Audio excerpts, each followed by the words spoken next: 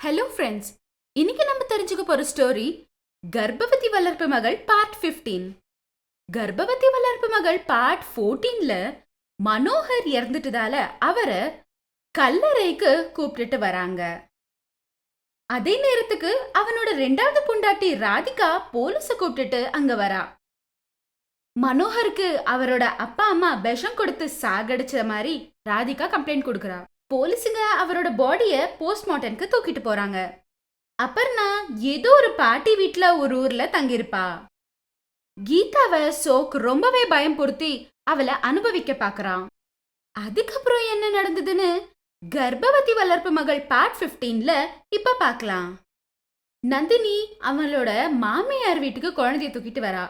அங்க மனோகரோட டூப்ளிகேட் அப்பா அம்மா வராங்க. மனோகரோட அப்பா அம்மா நந்தினிய கோவமா பாப்பாங்க. ராதா அவளோட குழந்தைய கூப்பிட்டுட்டு வீட்டுக்கு வரா. எல்லாரும் ஒருத்தர் மூஞ்சிய பார்த்துட்டு நின்னுட்டு இருப்பாங்க. ராதாவோட குழந்தை அழுதுட்டு இருக்குவா. அம்மா ரொம்ப பசி எடுக்குதும்மா. ஒரு 10 நிமிஷம் இருடா கண்ணா, சீக்கிரமா சமையல் செய்யறேன், சூடா சாப்பிட்டுருவ அப்படின்னு சொல்லி அவளோட குழந்தைய ராதா உள்ள கூப்பிட்டுட்டு போவா. அப்ப மனோகரோட அம்மா அவளை போகாம நிறுத்திடுவா. எங்கடி போற? மருமகளா இந்த வீட்டுள்ள காலு வைக்கிறதுக்கான அதிகாரம் நந்தினிக்கு மட்டும்தான் இருக்கு, தெரிஞ்சுக்க. தாலி இல்லாம அவன் கூட வாழ்க்கைய நடத்தி பொண்ணை பெத்துக்குன்னா உனக்கு இல்ல. போலீஸ கூப்பிட்டா யாருக்கு அதிகாரம் இருக்கு யாருக்கு இல்லன்னு அவங்க சொல்லுவாங்க. தாலி இல்லாம நானு அம்மாவா இருக்கலாம், ஆனா நீங்க அவரை பெறாமலே அப்பா அம்மா ஆனீங்கல்ல, உங்களுக்கு இங்க இருக்க வேண்டிய அதிகாரம் எதுவுமே இல்ல. அவன் எங்களுக்கு பொறுக்காம இருக்கலாம் பரவாயில்ல, ஆனா அவனை கிட்ட இருந்து பார்த்து வளர்த்து எல்லாம் நாங்க தான் பண்ணிருக்கோம். நாங்க பொய்யா இருந்தாலும் எங்க அன்பு பொய் இல்ல. இன்னொரு பக்கம் தேஜ் பசியில அழுதுட்டு இருப்பா. அம்மா அம்மா பசி எடுக்குதும்மா, பசி எடுக்குது. அதுக்கப்புறம் மனோகர் அம்மா எதுவுமே பேசாம கை எடுத்துடுறாங்க. தேஜ கூப்பிட்டுட்டு ராதா உள்ள போயிடுறா. மனோகரோட அப்பா அம்மா நந்தினி கிட்ட வராங்க. நந்தினியோட கைய பிடிப்பாங்க. நந்தினிக்கு அவங்க என்ன பண்றாங்கன்னு புரியல, ரொம்ப கன்ஃபியூஸ்டா இருக்கும். அப்ப அவங்க ரொம்ப கஷ்டப்பட்டுட்டு இப்படி சொல்றாங்க. எங்களை தயவு செய்து மன்னிச்சிடுமா, உன்னை நாங்க ரொம்பவே சித்திரவாதம் பண்ணிட்டோமா. அடிக்காத நாள் இல்ல, ஒதிக்காத நாள் இல்ல, ரொம்ப கெட்ட பேச்சுல வேற உன்ன பேசிட்டோம். எல்லாம் பணத்துக்காக ஆஸ்திக்காக தாமா. நீங்க என்ன அடிச்சதுக்கோ திட்டினதுக்கோ எனக்கு கோவமா இல்ல அத்தை, ஆனா அவருக்கு கூட விஷம் கொடுத்து சாவடிச்சிட்டீங்களே, அதுக்கு தான் ரொம்ப கோவமா இருக்கு. கத்தணும் போல இருக்கு, கதறணும் போல இருக்கு. ஏன் அத்தை இப்படி பண்ணீங்க? ஆக்சிடென்ட் பண்ணி ஓடி போயிட்டா தானம்மா தப்பு. ஆக்சிடென்ட் பண்ணி தப்பையோ ஒத்துக்கிட்டு சரண்டர் ஆயிட்டா தப்பு இல்லல்லம்மா. நாங்க பண்ண தப்புக்கு நாங்க அந்த தண்டனை அனுபவிக்க போறோமா? அப்ப நீங்க தான் என்னோட புருஷனை விஷம் கொடுத்து சாகடிச்சிங்களா? ஆமாமா. அந்த வார்த்தையை கேட்ட உடனே அவளுக்கு பூகம்பம் வந்த மாதிரி அவ்வளவு அதிர்ச்சி ஆயிடுச்சு. என்ன பண்றதுன்னே புரியல. தலை சுத்திட்டு இருந்தது. சடனா கையில இருந்த குழந்தை கூட அழ ஆரம்பிக்குது. அழுதுட்டு இருக்க குழந்தைய தூக்கிட்டு நந்தினி வீட்டுக்குள்ள போயிடுறா. டூப்ளிகேட் அப்பா அம்மா ஒருத்தர் மூஞ்சிய பாத்துட்டு இருப்பாங்க. இதுக்கு மேல ஏதோ பண்ண முடியாதுன்னு அவங்க 2 பேரும் தெரிஞ்சுக்கிட்டு அங்கிருந்து அவங்க ஓடி போயிடுறாங்க. அப்புறம் நடுராத்திரி 2 மணி ஆகுது. இன்ஸ்பெக்டர் விஜய் மார்வேடத்துல கையில ஒரு சூட்கேஸ் வச்சுட்டு ஸ்ட்ரீட் லைட் கிட்ட நின்னுட்டு இருப்பாரு.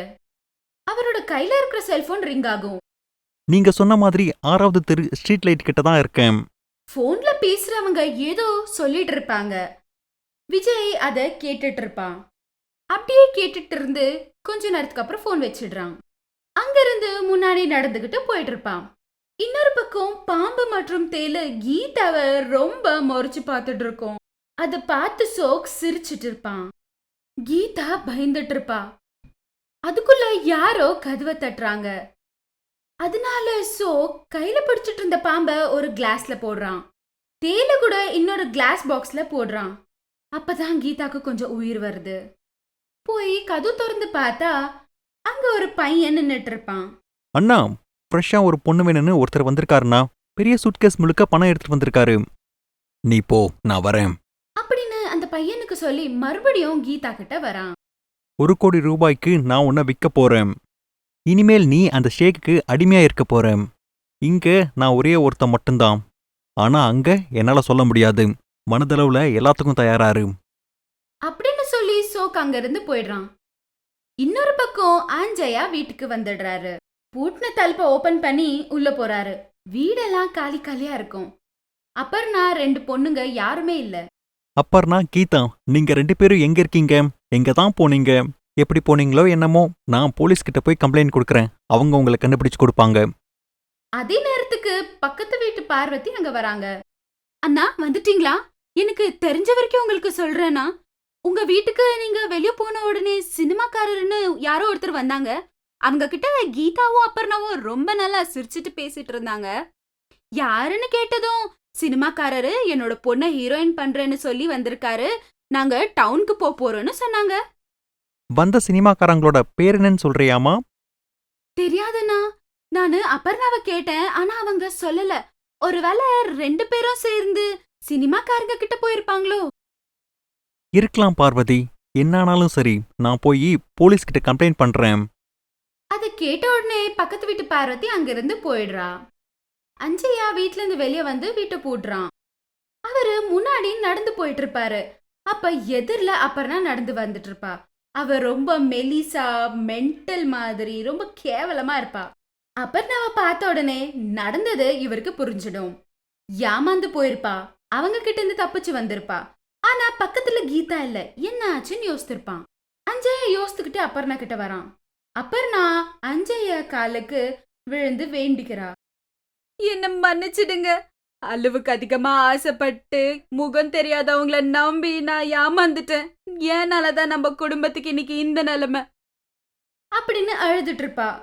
அவளை பார்த்த அஞ்சையா அவளை மேல எழுப்பி அவளோட கண்ணை தொடிக்கிறான். நந்தினி எங்க இருக்காங்க? அவளோட காலை புடிச்சு என்ன மன்னிக்க சொல்லி கேட்டுக்கணுங்க. நந்தினியோட பேச்சு எடுத்த உடனே எதுவுமே பேசாம சும்மா இருப்பாரு அஞ்சையா. கதவு பூட்டி இருக்கிற வீட்டை பார்த்து நந்தினி வீட்ல இல்லைன்னு தெரிஞ்சுக்கிறா. அவ பிரெக்னென்ட் ஆனதால குழந்தைய பெத்து எடுக்கிறதுக்கு ஹாஸ்பிட்டல்ல அட்மிட் ஆயிருப்பான்னு நினைப்பா. நந்தினிக்கு குழந்தை பிறந்துருச்சாங்க. பொண்ணா பையனா? ஆமா, கீதா எங்க இருக்கா? அப்புறம் நான் நடந்த விஷயம்லாம் அஞ்சயாக்கு சொல்றா. இதெல்லாம் கேட்ட உடனே அஞ்சயாக்கு ரொம்ப கோவம் வந்துடுது. அப்புறம் நான் மூஞ்சி மேல ஓங்கி அடிக்கிறாரு.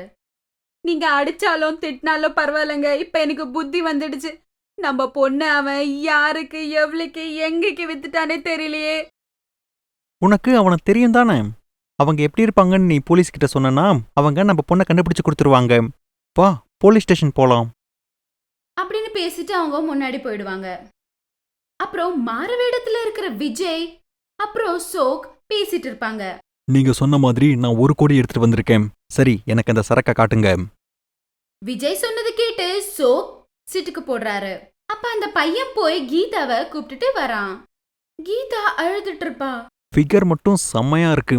இன்னும் நல்லா சாப்பாடு போட்டு வளர்த்துருந்தாங்கன்னா இன்னும் செம்மையா இருந்திருக்கும். ரொம்ப அடம் சார். என்ன கொடுத்தாலும் வேண்டான்னு சொல்றா. குடுக்கறதெல்லாம் வேணான்னு சொல்லிட்டே இவ இப்படி ஆயிட்டா. சரி, சரக்க பாத்துட்டீங்கல்ல, காசு கொடுங்க. விஜய் எதுவும் பேசாம சூட்கேஸ் திறந்து அதுல இருந்து கன் எடுத்து சோக்கோட தலைக்கு குறி வைக்கிறாரு. நீ இவ்ளோ நாள் தப்பிச்சதெல்லாம் போதும். இனிமேலு தண்டனை அனுபவி. எந்த வேஷமும் போடாம வெளியில இருக்கிற போலீஸ் ஜீப்பில் ஏறினா நீ உயிரோடையாவதே இருப்ப. நீ முடியாதுன்னு கொஞ்சம் அசந்தாலும் என்கிட்ட ஷூட்டிங் ஆர்டர் இருக்கு. அது கேட்ட உடனே நம்ம ஷோக்குக்கு ஷாக் ஆயிடுது. இது வரைக்கும் தெரியாத என் இடம் இப்ப போலீஸுக்கு எப்படி தெரிஞ்சதுன்னு சந்தேகத்துல அந்த பையனை பார்த்துட்டு இருப்பான். அந்த பையன் ஏதோ தப்பு பண்ண மாதிரி தலை கீழே போட்டுட்டு இருப்பான். அதை பார்த்து அவன் எல்லாம் புரிஞ்சுக்கிறான். இது கண்டிப்பா அந்த பையன் பண்ண வேலைன்னு நினைச்சுப்பான். அதுக்கப்புறம் சோக், விஜய், கீதா போலீஸ் ஜீப் கிட்ட வராங்க. ஜீப் ஏறி அங்க இருந்து போயிடுறாங்க. விஜய் கொண்டு வந்த சூட்கேஸ திறந்து பாக்குற அந்த பையன். அதுல 10 லட்சம் ரூபாய் இருக்கும். அதை எடுத்துட்டு அந்த பையன் அங்க இருந்து போயிடுறான். போலீஸ் ஸ்டேஷனுக்கு போயிட்டு இருக்கிற அஞ்சயா அப்பர்ணாக்கு எதிரில போலீஸ் ஜீப் வந்து நிக்குது. அதுல இருந்து கீதா, இன்ஸ்பெக்டர் விஜய் இறங்கி அவங்க எதிரில வராங்க. விஜய் கீதாவை அவங்க கிட்ட ஒப்படைச்சிட்டு அங்க இருந்து போயிடுறாரு. அவங்க 3 பேரும் இன்ஸ்பெக்டர் விஜய்க்கு கையெடுத்து கும்பிட்டு நன்றி செலுத்துறாங்க. அதுக்கப்புறம் போஸ்ட்மார்ட்டம் ஆன மனோகர் பாடியை எடுத்துட்டு ராதிகா மற்றும் நந்தினி கல்லறைக்கு வராங்க. அஞ்சயா அப்பர்ணா கீதா கூட வராங்க. அவரோட பாடியை எரிச்சிடுறாங்க. அதுக்கப்புறம் எல்லாரும் சேர்ந்து நந்தினி வீட்டுக்கு வராங்க. ராதிகா மற்றும் நந்தினி 2 பேரும் பேசிட்டு இருப்பாங்க. ராதாவோட பொண்ணு தேஜ் அழகா குழந்தைகிட்ட ஆடிட்டு இருப்பா. அந்த குழந்தை சிரிச்சிட்டு இருப்பான். அது பார்த்து எல்லாரும் சந்தோஷப்படுறாங்க. இப்ப கர்ப்பவதி வளர்ப்பு மகள் கதை முடிவடைந்தது. எல்லாருக்கும் வணக்கம். இதுவரைக்கும் எங்களுக்கு ஆதரவு கொடுத்ததுக்கு ரொம்ப நன்றி. இன்னொரு இன்ட்ரெஸ்டிங் ஸ்டோரிய உங்க முன்னாடி கொண்டு வர போறோம். அது வரைக்கும் காத்துருங்க. இந்த வீடியோ உங்களுக்கு பிடிச்சிருந்தா லைக் பண்ணுங்க, கமெண்ட் பண்ணிடுங்க. இதே மாதிரியான இன்ட்ரெஸ்டிங் ஸ்டோரிஸ்க்காக எங்க சேனலை சப்ஸ்கிரைப் பண்ணிடுங்க. ஹாப்பி வாட்சிங்.